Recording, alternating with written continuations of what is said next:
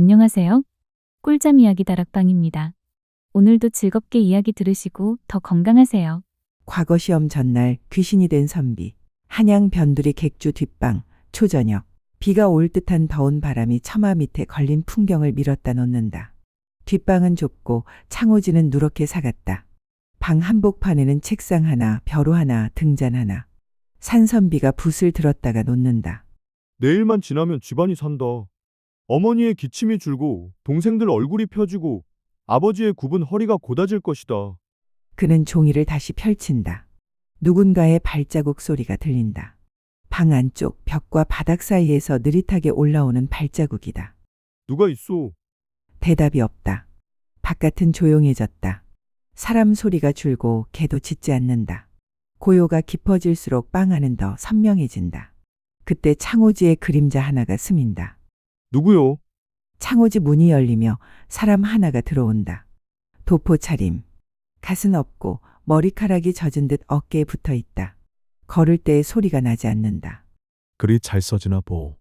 이 밤중에 남의 방에 들어오면서 얘도 없소? 얘라, 얘는 살아있는 사람들의 물건이지. 나는 죽은 선비여.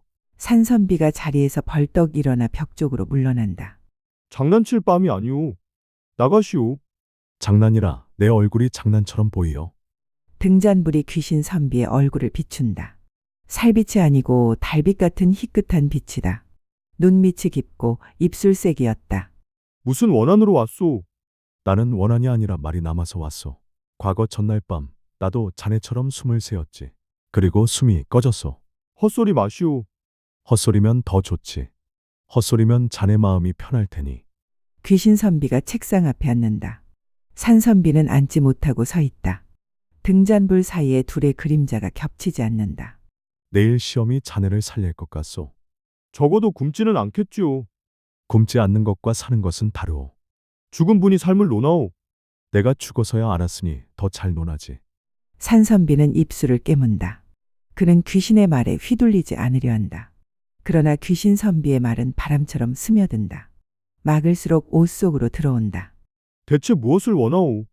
자네가 무엇에 목을 메고 있는지, 자네 목에 감긴 끈의 이름을 아는지 그걸 묻고 싶소. 성공, 출세, 이름. 자네가 그걸 잡고 있나, 그게 자네를 잡고 있나. 그게 무슨 차이오? 차이가 크지. 자네가 잡은 것은 놓을 수 있어도 자네를 잡은 것은 놓지 못하오. 나는 가족을 위해서요. 내 욕심이 아니오. 가족이라 가장 고운 핑계지. 가족을 말하면 자네의 욕심도 혀로 변장하거든. 함부로 말하지 마시오. 귀신 선비는 손을 들어 종이를 가리킨다. 자네도 알지. 과거란 글로 사람을 고른다지만 글만으로 고르지 않는다는 걸. 다들 조용히만 하지. 나는 조용히를 못해서 죽었어. 첫낙방은 참을 만했지. 내 글이 모자랐다고 믿었거든. 나는 더 외우고 더 쓰면 된다고 믿었어. 밥을 줄이고 잠을 줄이고 기침이 나도 침으로 삼키고 피가 돌아오지 않게 살았어. 그 정도로 했소? 그런데 두 번째 낙방은 몸이 아니라 마음을 부러뜨려. 나는 그때 알았어. 세상은 똑같은 사람을 뽑는다. 새 사람을 뽑지 않는다.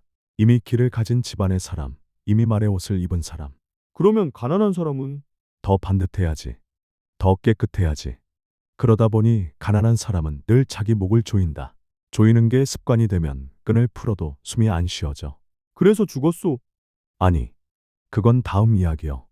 세 번째에는 나는 글이 아니라 사람을 흉내냈소. 고운 말투, 고운 웃음, 고운 아첨. 그래도 향을 발랐지.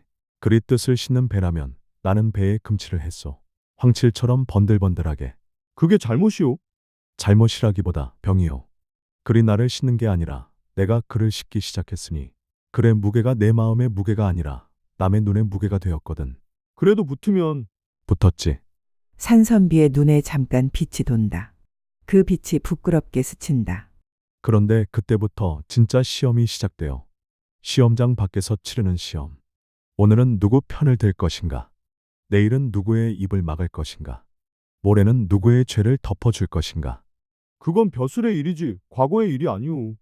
과거는 문이고 벼슬은 방이지. 문을 열면 방이 따라오지. 나는 가난을 벗고 싶었어. 그런데 벗은 것은 가난이 아니라 부끄러움이었지. 결국 나는 내가 싫어하던 얼굴을 하고 살았어. 그래서 죽었소. 죽음은 늘 제일 늦게 오지.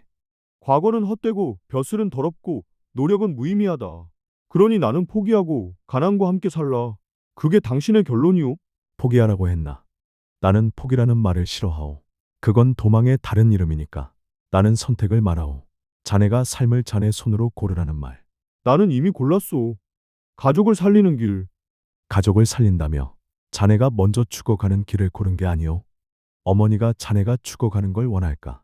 동생이 자네 눈빛에서 빛이 빠지는 걸 원할까? 그럼 어찌하란 말이오? 장사로는 길이 막혔고 땅은 없고 기술은 없고 글 말고는 내 손에 남은 게 없소. 나는 글로 살아야 하오. 글로 사시오. 다만 글로 죽지는 마라. 당신은 내일 시험에서 한 줄을 더 쓰려고 오늘 숨을 깎고 있어. 그 한 줄이 자네 목숨보다 값지다면 자네는 이미 목숨을 싸게 판 거요. 산선비는 말이 막힌다. 객주 밖에서 멀리 종소리가 한 번 들린다. 밤이 깊어짐을 알리는 소리. 내 죽음 이야기를 해주지. 내가 왜 귀신이 되었는지. 듣고 싶지 않소. 듣기 싫은 이야기가 자네 귀를 살릴 때가 있어. 나는 과거에 붙었고 벼슬길에 발을 들였고 집안은 펴졌어. 사람들은 나를 두고 효자라 했지. 그런데 어느 해 흉년이 들었어. 곡식을 풀어야 할 때였지. 윗자리는 곡식을 잠갔고 아랫자리는 굶었어. 나는 그를 아는 사람으로서 굶는 사람의 숫자를 알았어. 죽어가는 아이의 얼굴도 보았어. 그래서 상소를 쓰려 했지. 좋은 일 아닌가? 상소를 쓰기 전날 밤 내 친구가 왔어. 내 목줄을 쥔 사람이었지. 그가 말했어. 내가 상소를 올리면 너는 살지만 내 집안이 죽는다. 내 집안이 살면 너는 죽지 않는다. 둘 중 하나를 골라라. 나는 집안을 골랐지. 그게 죄요? 죄를 따지려는 게 아니오. 다만 그날 이후 내 글이 내 입을 떠났어. 나는 말이 없어진 사람이 되었지. 말이 없는 사람은 오래 산다. 대신 속에서 먼저 썩는다. 몇 해 뒤 나는 병이 들었어. 의원은 말했다. 심장이 약해졌다. 기운이 말랐다. 그런데 나는 알았어. 내 병은 마음이 먼저 걸린 병이었지. 그렇게 죽었소. 죽음은 병보다 먼저 오지 않소. 나는 죽기 전에 이미 귀신이 되었어. 눈만 뜨고 걷는 귀신. 사람들 속에 섞여 웃는 귀신. 당신은 결국 후회하러 왔소? 아니, 자네의 내일을 바꾸러 왔소. 내일을. 자네는 내일 과거 시험에서 글을 쓸 것이다. 그런데 그 글이 누구의 글이냐? 자네의 글이냐? 세상이 원하는 글이냐? 시험은 정답이 있소. 정답은 글 속에만 있지 않소. 정답은 사람의 속에도 있어. 자네는 속의 정답을 지우고 바깥의 정답만 베끼려 하지 않소. 벼슬이 필요하오. 그러나 벼슬이 자네를 먹어 치우면 자네는 벼슬의 밥이 되어. 귀신선비는 책상 위 종이를 손끝으로 밀어놓는다. 손끝이 종이에 닿는데도 종이는 젖지 않는다. 내일 시험장에서 자네가 하고 싶은 말 한 줄을 숨기지 마시오. 다만 그 한 줄이 자네 자랑이면 자네는 또 다른 귀신이 된다. 그 한 줄이 자네 두려움이면 너는 사람으로 남는다. 두려움을 쓰라니. 그래. 성공에 집착하는 인간의 속을 글로 드러내라. 성현의 말을 빌리되 자네 마음의 결을 숨기지 마라. 그러면 떨어질 수도 있소. 그러나 붙어서 자네가 사라지는 것보단 낫지 않나. 산선비가 고개를 숙인다. 그는 처음으로 자신의 손이 얼마나 차가운지 느낀다. 손바닥이 땀에 젖어 있다. 밤이 풀려 새벽이 온다. 창호지 바깥이 아주 옅게 푸르러진다. 귀신선비의 얼굴이 조금 옅어진다. 마치 안개가 거치듯 형체가 가볍다. 당신은 왜 나를 찾아왔소? 자네가 등잔 앞에서 숨을 깎는 걸 보니 내 죽기 전날 밤이 떠올랐지. 내게 원한이 있소? 원한이 아니라 빚이요. 나는 내 젊은 날에게 빚이 있어. 그 빚을 자네에게 갚는 셈이지. 갚으면 당신은 가야지. 귀신은 오래 머물면 사람을 해치요. 나도 더 머물면 당신을 해칠 거요. 마지막으로 묻겠소. 내일 나는 과거를 보러 가야 하오? 말아야 하오? 귀신선비가 잠깐 생각한다. 죽었는데도 망설임은 살아있다. 가라. 다만 자네가 거기서 살려고 가지 말고 자네가 거기서 죽지 않으려고 가라. 글을 쓰되 목숨을 걸지 말고 마음을 걸어라. 마음을 걸면 더 위험하지 않소? 목숨을 거는 건 맹목이고 마음을 거는 건 자각이요.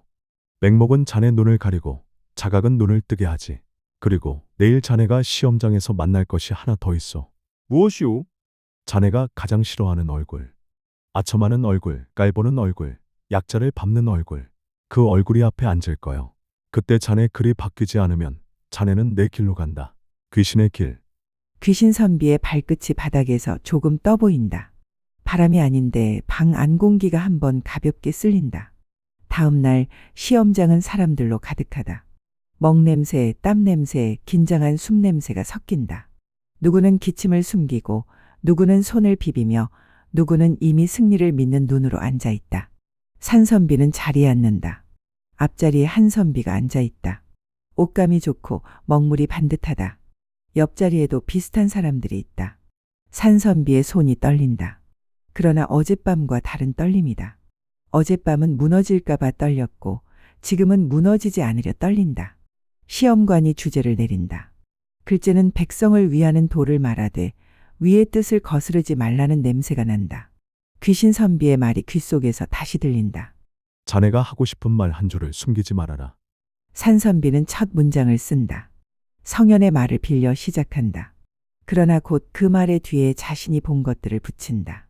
마을에서 굶던 아이의 손, 흉년마다 불어난 빛, 그를 몰라 억울함을 삼키던 사람들.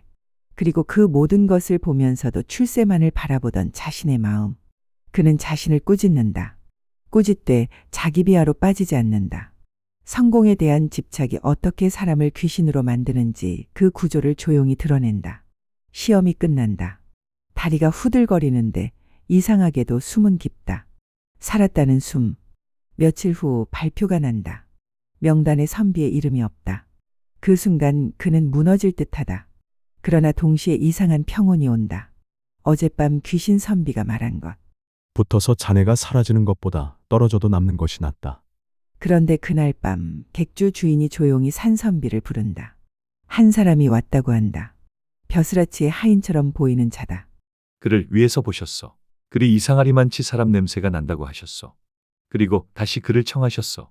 붙지 않았는데도? 붙은 사람들 글은 반듯하되 모두 같은 모양이라 하셨어.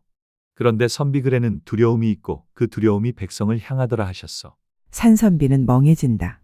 떨어졌으나 그리 죽지 않았다. 무엇을 쓰라 하오? 억울한 송사를 정리하는 글, 굽는 사람들을 살피는 장부, 고을 수령에게 올릴 계책. 벼슬은 아니나 글로 일할 자리라 하셨어. 산선비는 고개를 숙인다.